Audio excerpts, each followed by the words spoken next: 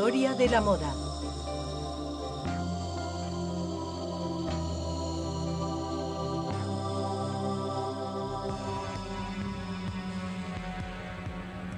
En 1492, cuando el Nuevo Mundo está al alcance de las carabelas, hace menos de un siglo que el traje masculino se ha diferenciado de las ropas femeninas. La caballería vive sus últimas horas ante la incorporación de las armas de fuego, aunque varios siglos de guerra dejan huella. El Renacimiento no va a impedir que los nobles quieran mantener un aspecto de guerreros.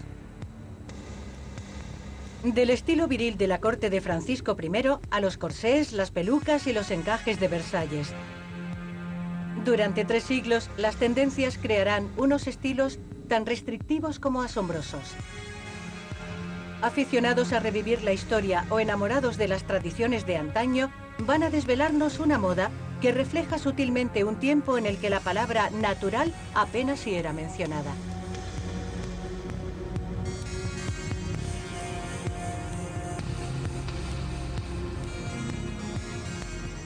Pelucas y encajes.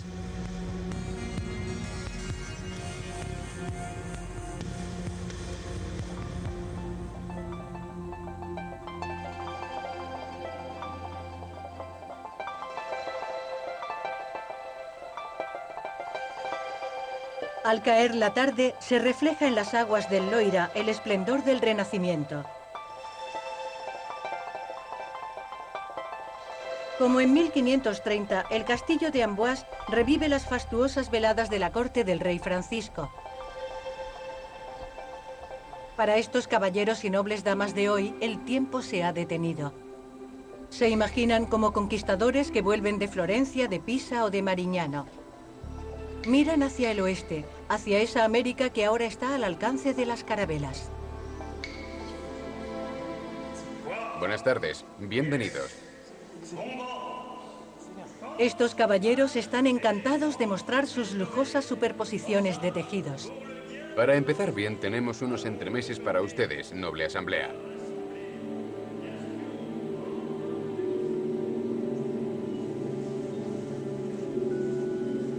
Lino, tafetán, terciopelo, nada es demasiado fino, demasiado caro para este caballero, siempre en liza cuando se trata de dictar nuevas modas con sus magníficos trajes. Actualmente no podemos imaginar el elevado precio que podían tener, pero lo importante es que a principios de siglo solían tener cortes, de manera que apareciesen otros tejidos bajo esas aberturas. Esos contrastes, que son fastuosos y muy bellos, dan a estos señores una apariencia que, a mi parecer, es muy típica del siglo XVI.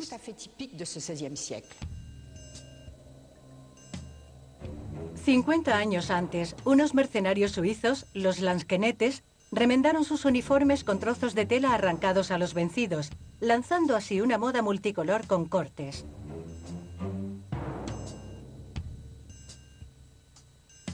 Por primera vez, una moda ve la luz en el campo de batalla y no en un palacio. En unos años, esta moda se convierte en un fenómeno a escala europea. Pero es en Alemania donde se rasgan las vestiduras con más frenesí.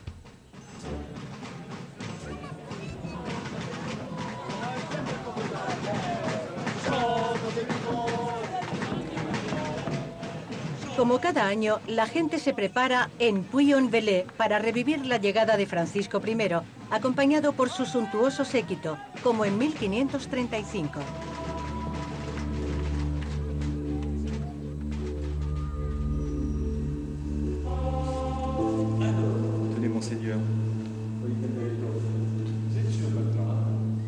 Para Eustache Dagrand, el señor de la época, elegir el jubón adecuado para recibir al rey puede resultar complicado.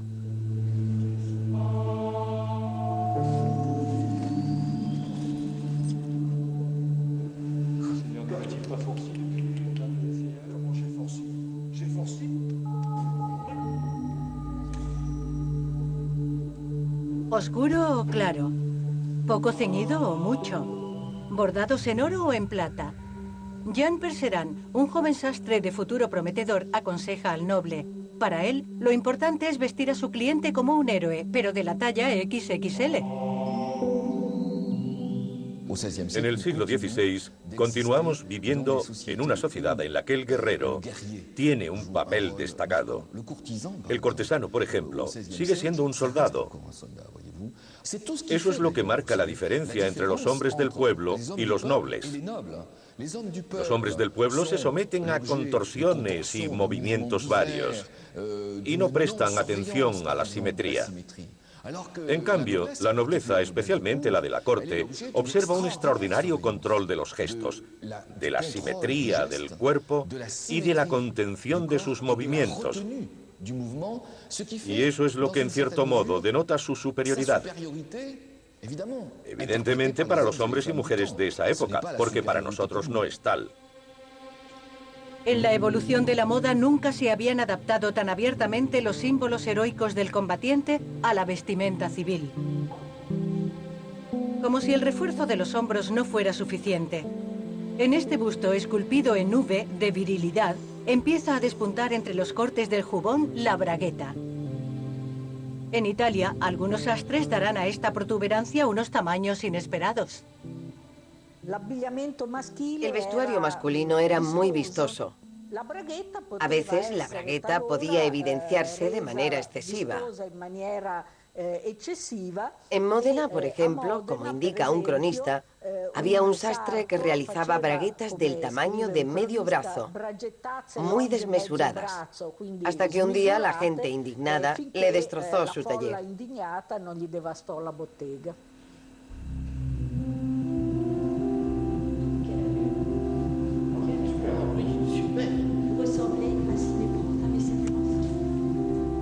Orgulloso de su nuevo jubón, Eustache Dagrand ha decidido pasar a la posteridad. La elegancia se plasmaba con mina de plomo o a punta de pincel, con la moda del retrato de gala.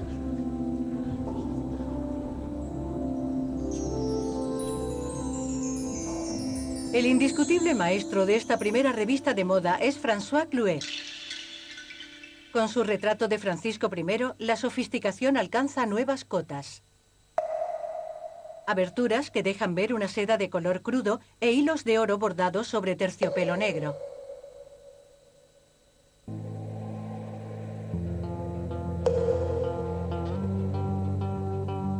Francisco I adora el oro. Sea leyenda o realidad algo exagerada, se dice que hizo montar un campamento con alguna tienda elaborada con hilo de oro para recibir a Enrique VIII, rey de Inglaterra. Mientras los reyes se reparten el mundo envueltos en tisú de oro, las mujeres de los soldados remiendan y zurcen pacientemente cada calzón y cada túnica.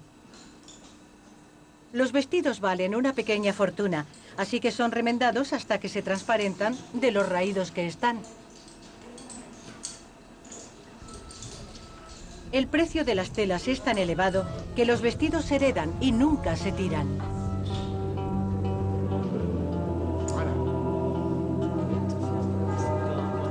Progresivamente, con las diferentes alianzas políticas, el negro se usará cada vez más en el siglo XVI. El muy católico Carlos I de España y V de Alemania adoptará el traje negro español como símbolo de elegancia para su corte.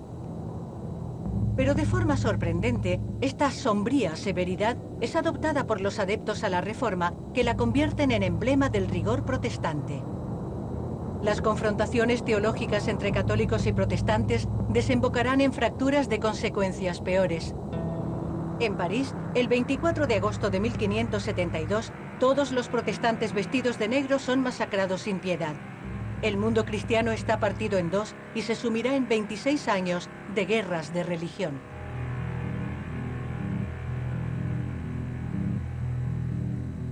Mientras una parte de Europa está bañada en sangre, la serenísima Venecia es un modelo de prosperidad.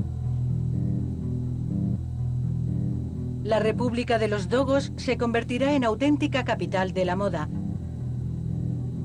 Su independencia de las cortes de Europa se refleja en la originalidad de su vestimenta. En las góndolas son las mujeres, y eso es nuevo, las que crean tendencias. Las mujeres venecianas son especialmente independientes en comparación con las del resto de Europa. En lugar de vestir con el color negro impuesto por España y la contrarreforma católica, usan el blanco, el oro o los damascos. En vez de los cuellos cerrados de las españolas y los rígidos corpiños de hierro, prefieren los escotes que muestran generosamente el pecho.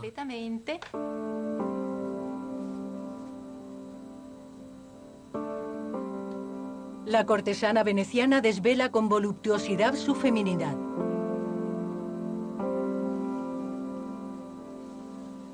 Vestidos de corte sencillo, pero extremadamente sofisticados y lujosos. El cabello también es signo de prestigio, y toda fórmula es buena para obtener el famoso rubio veneciano.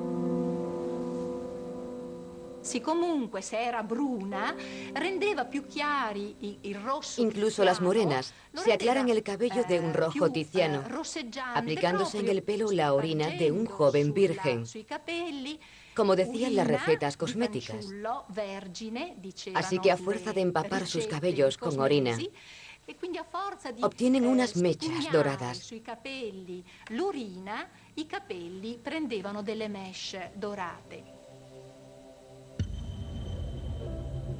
En la plaza de San Marco, algunas siluetas de ricas cortesanas ultra estilizadas sorprenden al viajero Pinto Mendés, que con humor hace esta observación. Las mujeres venecianas están compuestas de 3 partes: un tercio de vestido, otro tercio de mujer y un tercio de madera. De hecho, esta madera son los chopines. Algunos de ellos podían alcanzar los 50 centímetros de alto.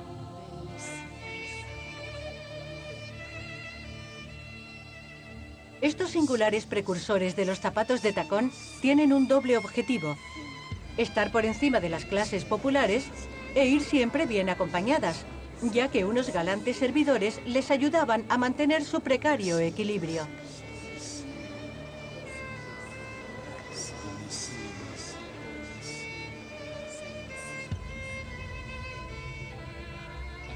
Pintada por Veronese, la bella Nanni con su vestido de terciopelo es una auténtica manifestación de la gran elegancia de los tejidos venecianos, cuyo prestigio se ha mantenido hasta hoy. El punto en común de venecianos y venecianas eran los suntuosos tejidos con los que se confeccionaban sus vestidos.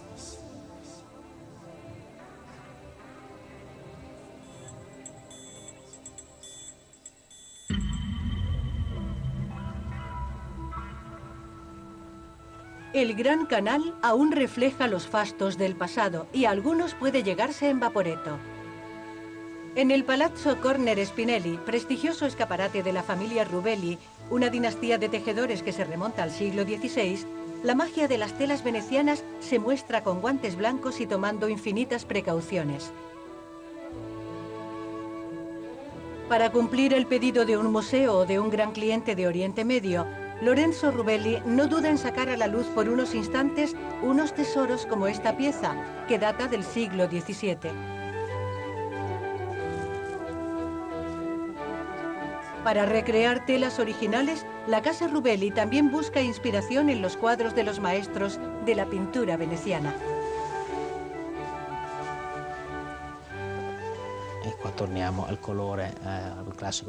Nosotros nos inspiramos en los clásicos venecianos como Tintoretto, Carpaccio, del 400, Giorgione. Este aún lo elaboramos en nuestros talleres.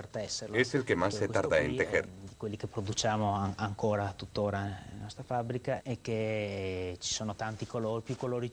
Lo que hace que se necesite mucho tiempo es el hecho de que está compuesto de muchos colores. No hacemos más de 40 o 45 centímetros al día entre 2 trabajadores. En sus talleres de Cucciago, en la región de Como, donde conviven las últimas tecnologías y los telares tradicionales, nos reencontramos con el arte textil de antaño. El terciopelo brocado aún no se puede reproducir industrialmente con esta calidad.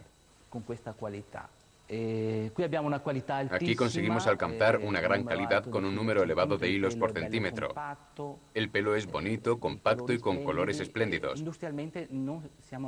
Industrialmente aún no somos capaces de llegar a este nivel. Este sigue siendo un modelo inimitable.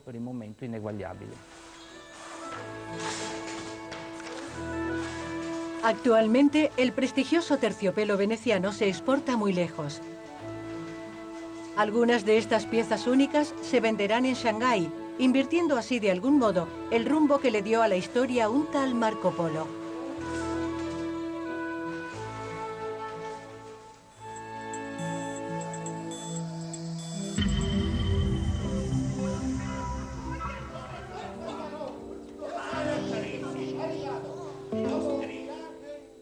A finales del siglo XVI, el hombre veneciano se alejará de los trajes masculinos en vigor en esa época. Un viejo de nariz ganchuda que sufre de gota llamado Pantaleón será el iniciador de una nueva moda. Este personaje de la comedia del arte, que viste un calzón ajustado a las piernas y ceñido bajo las rodillas, acaba con la moda de los calzones holgados.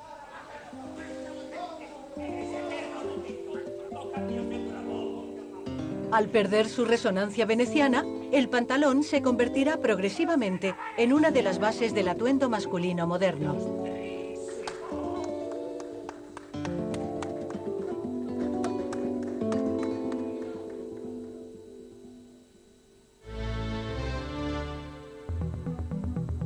Somos del tejido del que están hechos nuestros sueños.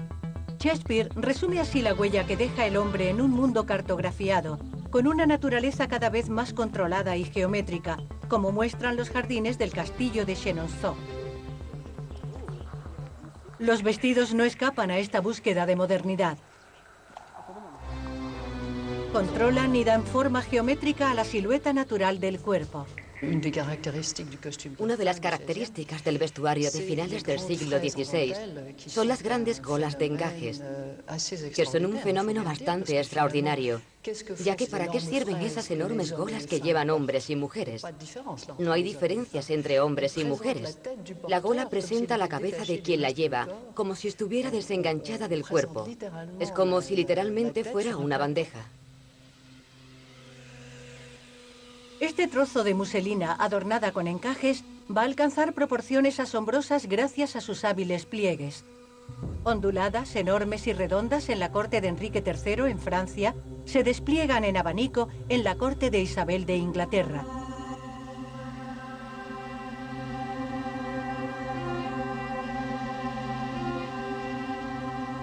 Pero la gola no es la única cortapisa del cuerpo, sobre todo para estas damas. Los grandes principios del vestido femenino fueron importados a Chenonceau por Catalina de Médicis.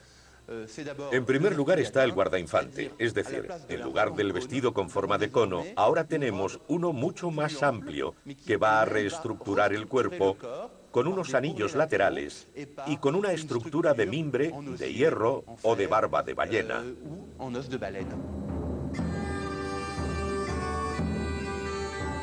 ¿Por qué cubren las mujeres con tanto impedimento las partes que levantan nuestra admiración?, se pregunta Montaigne.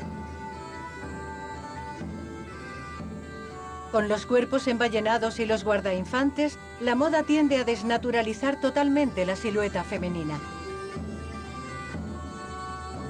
Pero su apariencia altiva no impide a estos caballeros hacerles corteses insinuaciones mientras dan saltos al ritmo del turdión.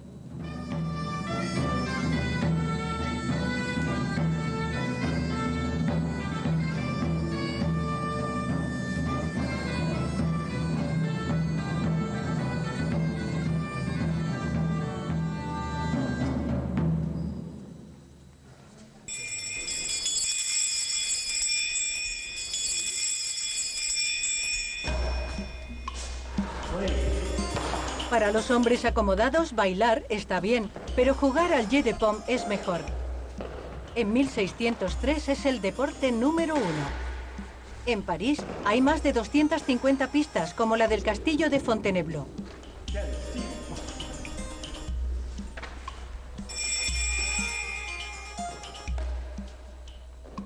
El señor Jourdan, uno de los mejores jugadores del momento, se enfrenta al señor Jean de Saumur, ambos con camisa blanca. El señor Jourdan es un temible jugador de fondo y gana el partido sin necesidad de hacer gala de su talento.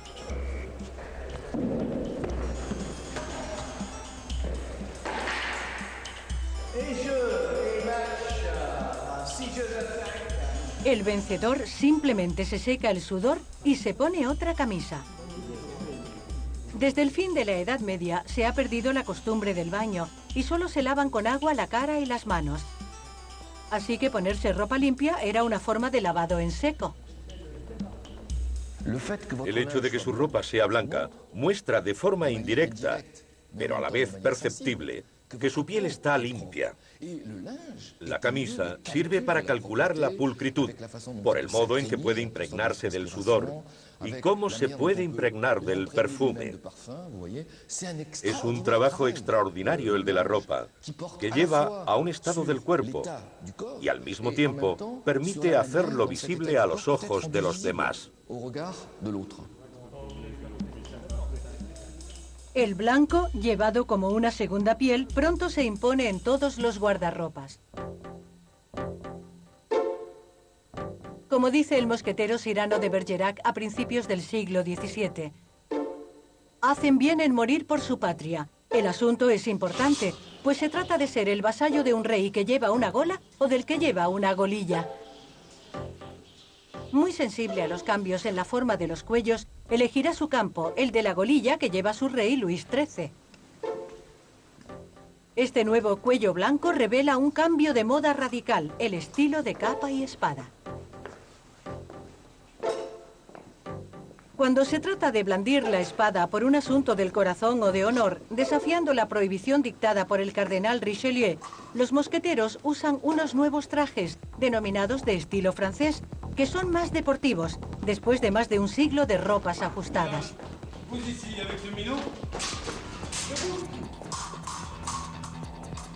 Compuesta por jubón de talle redondo con hombreras, cuello plano, pantalones venecianos y grandes botas, esta moda seduce a gran parte del sector masculino de Europa. Pero los duelos no son solo cosa de hombres.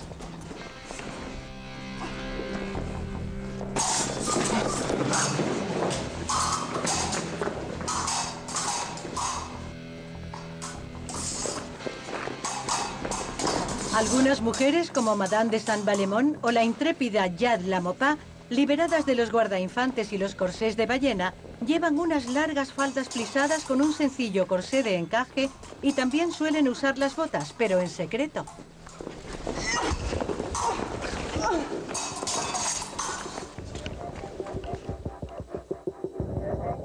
A cambio, si son desarmadas, deben dedicarse a una labor mucho más respetable: hacer bailar los bolillos para elaborar encajes. Creado en la ciudad de los Dogos, el punto de Venecia se presenta en unos catálogos y se difunde por toda Europa.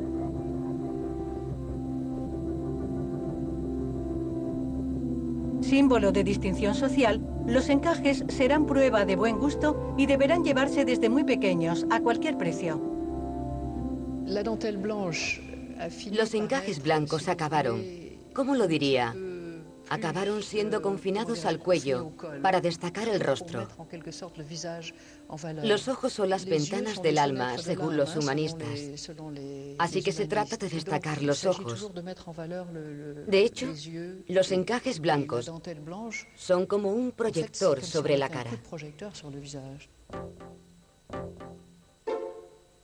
En Francia, el cardenal Richelieu, siempre él, publica varios edictos con el fin de limitar sus ruinosas importaciones. Pero todo es en vano. Con la llegada al poder de Luis XIV, Francia descubre el absolutismo en la moda. Colbert, uno de sus ministros, declara: «La moda es para Francia lo que las minas del Perú son para España».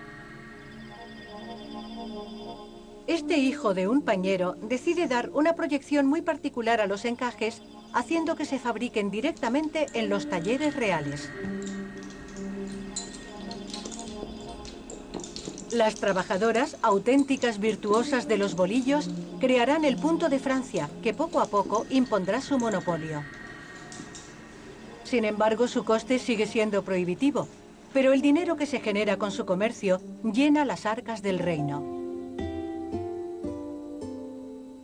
Como si el aura de los encajes no bastara para dar prestigio a los caballeros, los trajes franceses se cubrirán con un exceso de bordados de inspiración muy naturalista.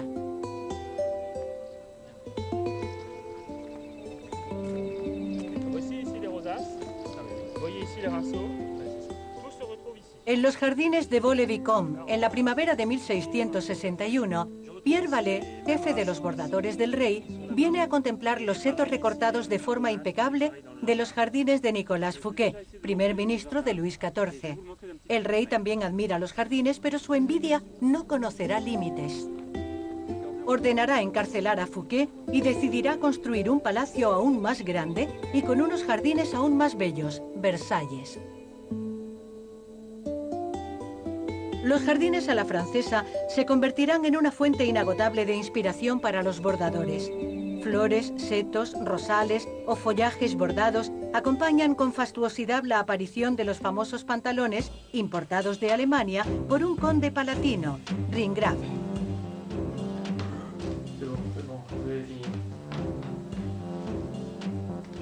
Para encarnar el papel del príncipe de Conti, vestir estos pantalones es un ritual reglado al detalle.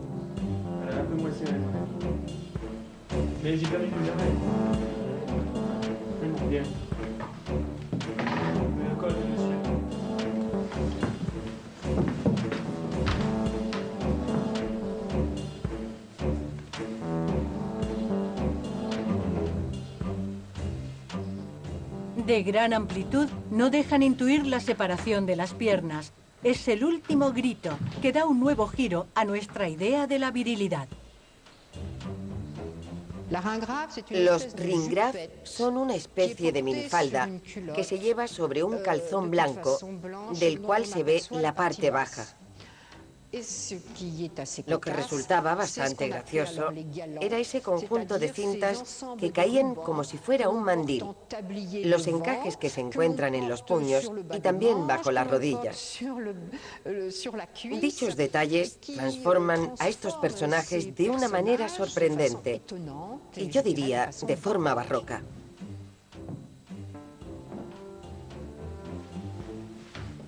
El último vestigio del guerrero, el jubón, se ha transformado en una especie de bolero que deja surgir los volantes de la camisa.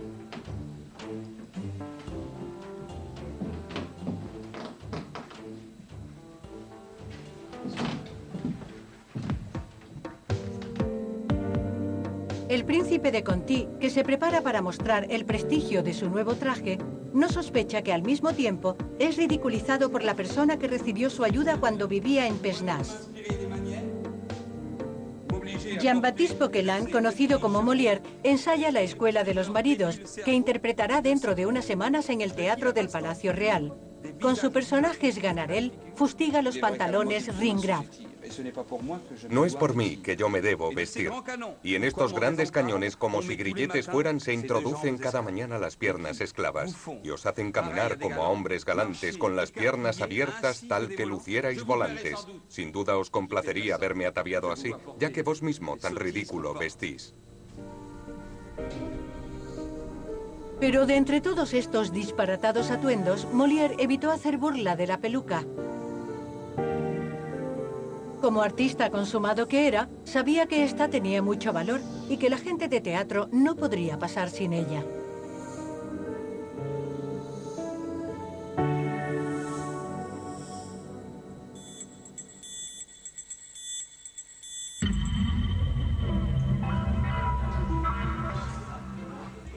En la Ópera de la Bastilla de París, un equipo de especialistas crea pelucas a medida.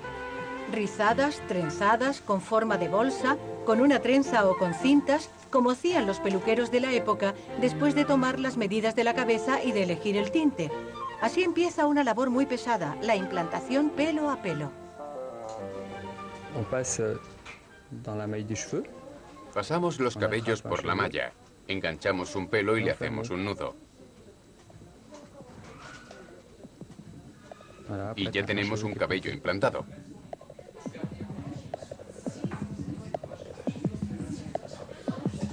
Para crear una peluca, unas manos expertas tardan unas 80 horas para anudar al tul los miles de cabellos humanos o de Jack.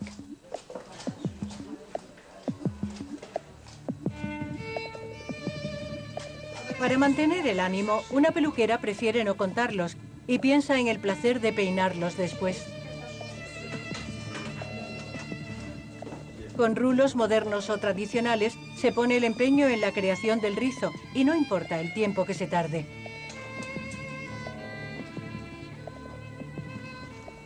Al crear el peinado hay que contar con que se tarda una hora. Todo depende de lo que se quiera hacer. Esta es una Louis XIV. Es más ondulada y más rápida de hacer. Cuando hay que marcar unos bucles y cogerlos para elaborar un peinado con más estilo, se tarda mucho más tiempo.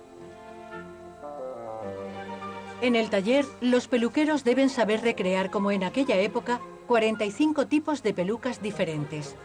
Aunque actualmente están de moda las pelucas estilo Luis XV, sobrias con unos pocos rizos. Ahora están listas para que las lleven los solistas y los coros de la ópera.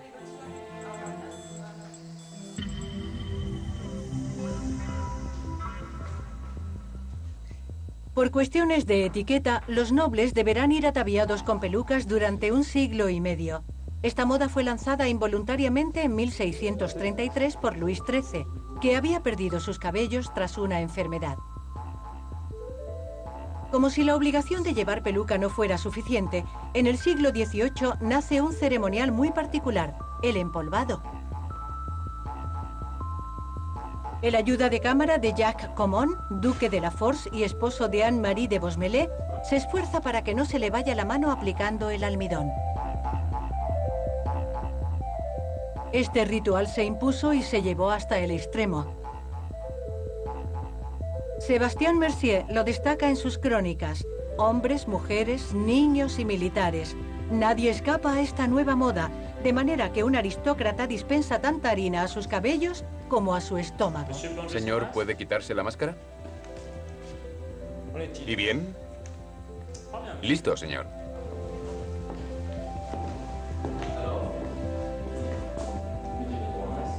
Un último retoque.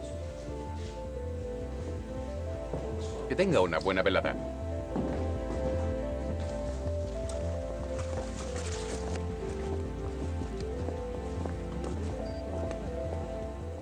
Si el siglo XVII había sido el de los hombres, mostrando el aparato masculino con toda exuberancia, el XVIII iba a ser el de las mujeres brillantes, como la marquesa de Pompadour.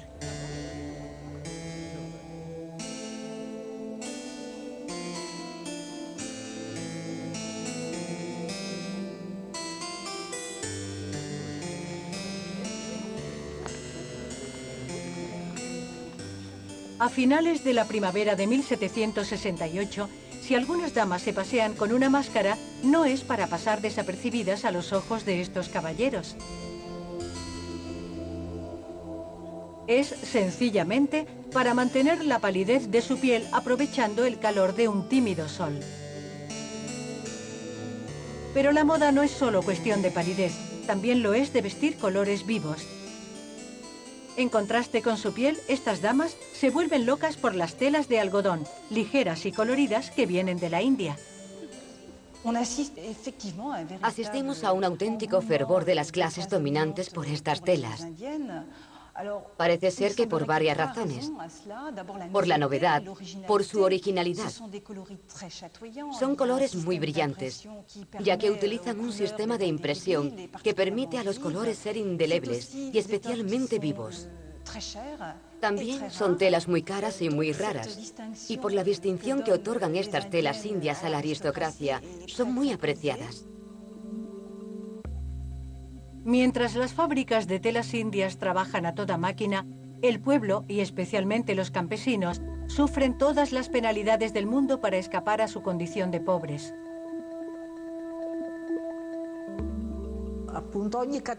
Cada clase social tiene su modo de vestir. Cuanto más descendemos en la escala social, más modesta es la vestimenta. No hay vestidos nuevos, y los cuadros en los que aparecen pobres los muestran con vestidos de colores muy desvaídos, como colores entre el beige y el gris. También utilizaban a veces un rojo muy oscuro. A menudo los vestidos estaban tan desgastados que habían perdido todo rastro de color. Vestir con colores a mediados del siglo XVIII es un placer reservado a la gente rica, y las ropas de telas indias atraen las miradas de las provincianas.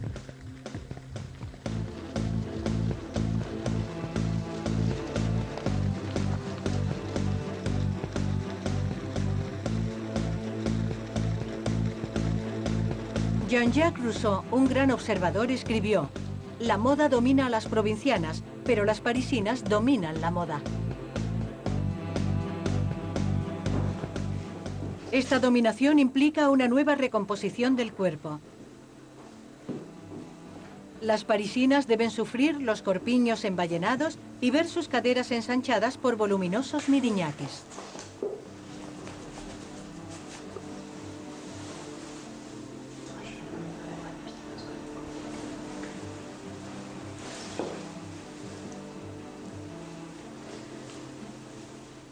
En esta época también se impone el arte de levantar el pecho, afinando la cintura al máximo.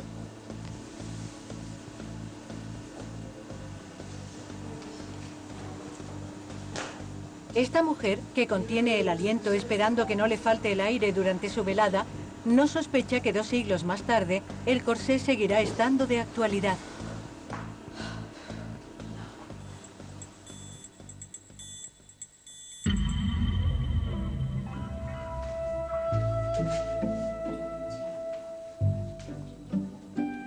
En los talleres Caraco, Claudine Lachaux ajusta cada día los corsés en función de los deseos de los grandes diseñadores o para el cine. Experta en el arte del estilo encorsetado, Claudine nos muestra el efecto del corpiño emballenado. El corpiño emballenado aplasta el pecho y lo levanta, pero no deja adivinar la forma. Mientras que el corsé lo levantará y acentuará la forma. Este será más redondeado o estará más elevado, más colocado hacia adelante o hacia los lados, según se desplace la cintura, que será más alta o más baja según la época. Pero actualmente, a diferencia de cómo se hacía entonces, los corsés son los que deben adaptarse a la morfología del busto y no al contrario. Inspirar, expirar. Lo que pretendemos es que, por ejemplo, una actriz que nunca ha llevado un corsé adopte la compostura de la época, pero sin sufrir las molestias, ya que el aprendizaje se hace en unas horas. Se pasa de no llevar corsé a llevarlo, mientras que en aquellos tiempos las mujeres empezaban a utilizarlos a la edad de 10 o 12 años, o incluso antes. Para ello, Claudine utiliza trucos de lazada o de colocación de las ballenas para ganar sutilmente en elasticidad, manteniendo la compostura encorsetada. Lo más importante es que el porte sea lo más auténtico posible y que se corresponda al máximo con el de la época. Ya sea con este corsé que llevó Penélope Cruz o con estos para la Casa Dior, la feminidad queda sublimada. Con Claudine Lachaux, el corsé proporciona una sensación de sofisticación sin sufrimiento, con pleno respeto de la autenticidad histórica.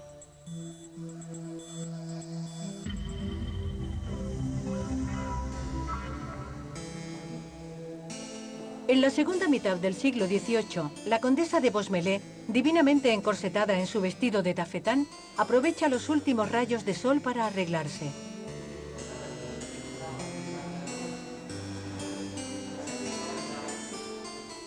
Su espejo debe reflejar una tez tan blanca como la leche. Sin embargo, ella no es mujer de untarse la piel con cerusa blanca. ya que no quiere arriesgarse a destrozar su piel con el carbonato de plomo. En cambio, como todas las mujeres de clase, llevará el fuego a sus mejillas. El rojo del colorete anuncia, como decía un tal Casanova, unos furores encantadores. Finalmente, no olvida colocarse delicadamente un lunar postizo de papel o de tela negra en ciertos lugares estratégicos de su cuerpo. Dicen que el lunar postizo favorece el galanteo. El lunar postizo habla. Es una especie de código que permite a la corte y a los hombres descifrar el estado de ánimo de la dama. Con el lunar en la frente, la dama es majestuosa y guarda cierta reserva. Situado bajo el labio inferior, es discreta y a veces oculta una roncha con un bonito dibujo en forma de cometa, de estrella o tal vez de sol.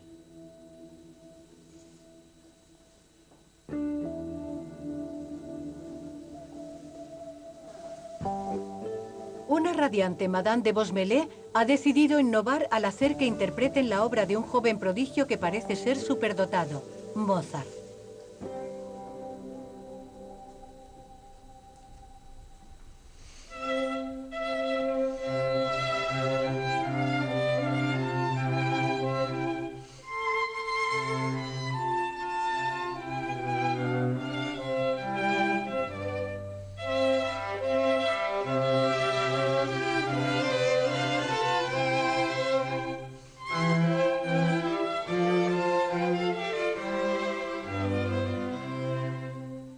Bajo la influencia de las burbujas de un Dom Pérignon, el duque de La Force confiesa: las mujeres y los encajes son más bellos a la luz de las velas.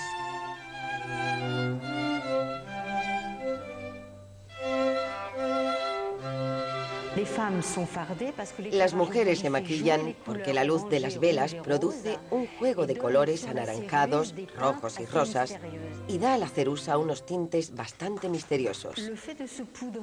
El hecho de empolvarse siempre sirve para dar uniformidad a la tez, para blanquearla. Cada época tiene sus motivos, pero por ejemplo, durante el reinado de Luis XV se cenaba extremadamente tarde. La gente se entregaba a los juegos de sociedad o juegos libertinos y para presentarse al día siguiente ante la corte era necesario maquillarse, ya que estaban extremadamente agotados por la noche en vela. Para poder estar siempre presentes en las fiestas o en la corte, necesitaban un rostro pintado.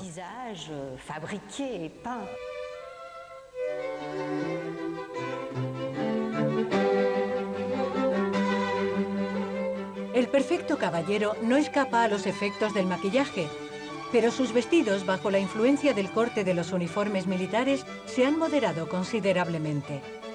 La era del derroche de encajes y bordados acabará pronto, pero la de la noche libertina no ha hecho más que empezar.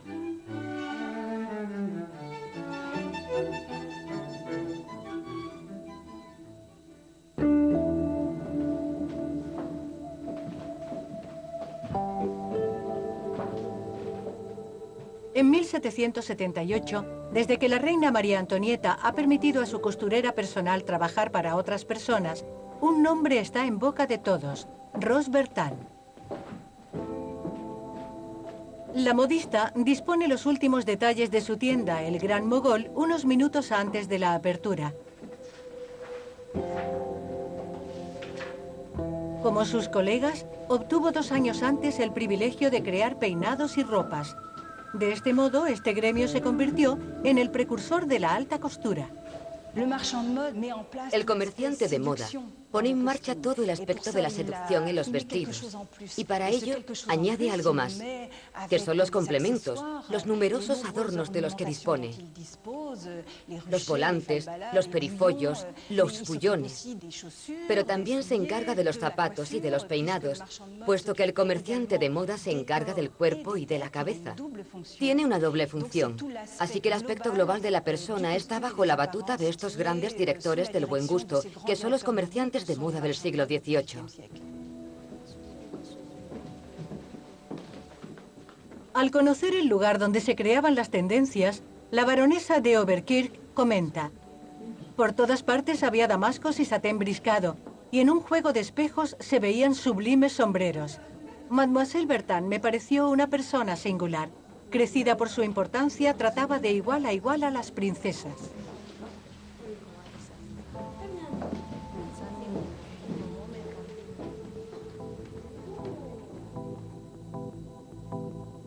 Rose Bertin, cansada de los excesos de la moda rococó, percibe que un nuevo vestido pondrá fin a un siglo de guardainfantes y corsés, el vestido camisa. En 1783, María Antonieta posará con ese atuendo. El retrato será todo un escándalo. La reina parecía vestir una simple camisa interior. La anticonformista ministra de la moda de la reina encarna a la perfección el pensamiento de Jean de la Bruyère. Apenas una moda ha destruido a otra, esta es abolida por una nueva, que a su vez cederá ante la que sigue.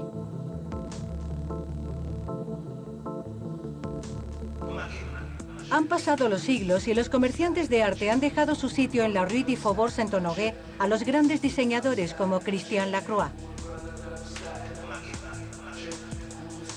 Solo faltan unas horas para la presentación de su colección. Él también tiene el privilegio de crear peinados y vestidos, cuyos bordados, seguramente, habrían maravillado a Rose Bertin. A unas horas de la presentación de su colección, el inspirado diseñador ajusta los últimos detalles de sus encantadoras infantas. Vestidas con cortas faldas y con sus largas piernas negras y una mirada profunda, están sublimes hasta el mínimo detalle. Yo creo que la alta costura y el hieratismo son dos conceptos indisociables. Creo que una mujer que viene aquí busca destacar de alguna manera. Aunque hablemos de una modista de ropa de diario, creo que busca algo, tal vez a través del corsé, que no es algo retrógrado. Al principio, al probarse uno, produce una extraña sensación. Pero después de 5 o 10 minutos, el calor del cuerpo ayuda a que el vestido se amolde. Christian Lacroix conjuga con pasión la sofisticación de la silueta con la delicadeza del ser. Adapta la elegancia admirablemente encorsetada a los deseos de la mujer de hoy.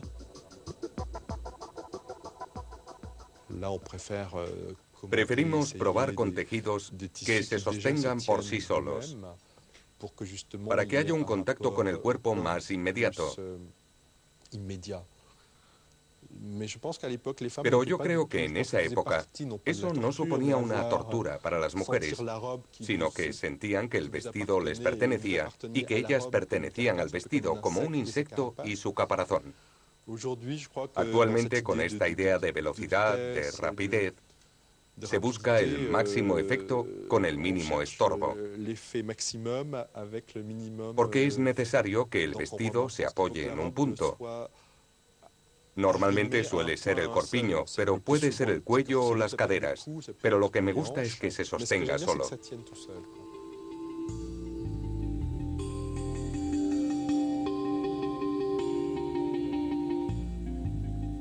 La prestancia y la elegancia de las damas con pelucas y bellos encajes inspiran de un modo más inesperado a Riccardo Tisci.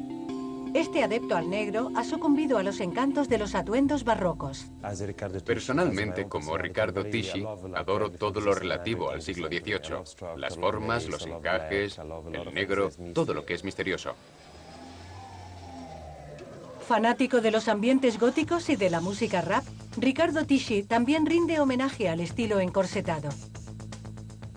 Hoy en día, como sucedía en el siglo XVIII, las mujeres muestran su poder con esta rigidez, manteniendo una postura muy derecha, muy pura, y conservando la cintura lo más fina posible.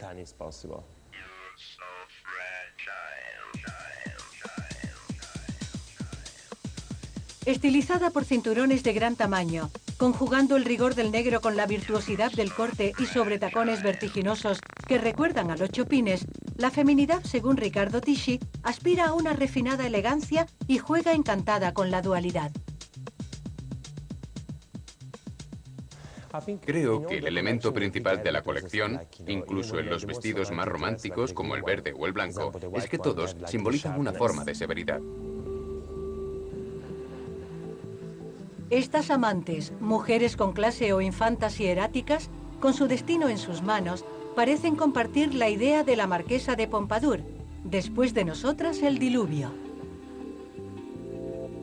A finales del siglo XVIII, un viento muy británico y los disturbios revolucionarios barrerán las pelucas y los viejos encajes. Lo natural volverá a escena. Napoleón dirigirá una campaña contra los vestidos de diosas antiguas demasiado descocados. Aspirando al ideal dandy, los hombres pasarán horas ante el espejo para hacerse un simple nudo, mientras que las amazonas soñarán con los pantalones. Estas modas desbancarán al miriñaque en favor del falso trasero, y la alta costura recibirá a sus primeras fashion victims.